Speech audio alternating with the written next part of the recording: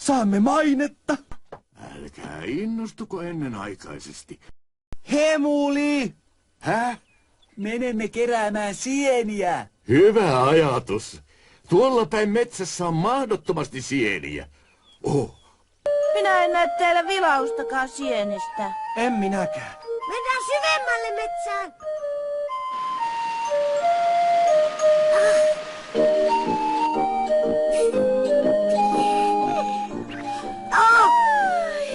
Oikea apaja. Eikä ole! Uskomatonta. Katsotaan kuka kerää eniten. Minä voitan. Se joka kerää vähiten, se saa kantaa kopat kotiin.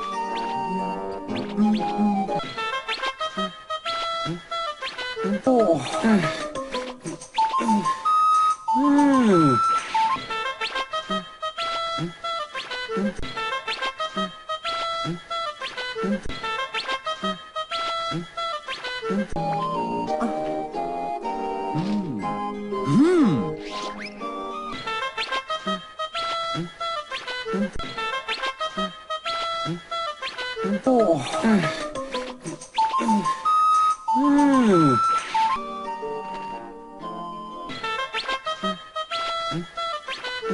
Minä sain suurimman sienisaaliin. Poimittu.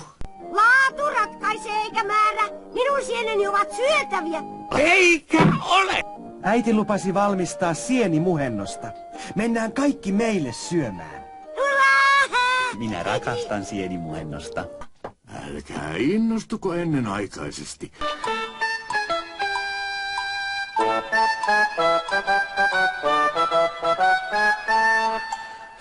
Kaikki sienet poimittu.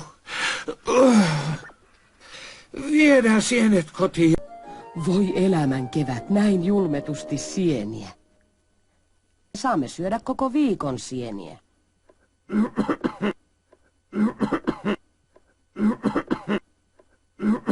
Mikä sinun on? Et sinäkään taida ihan kunnossa olla.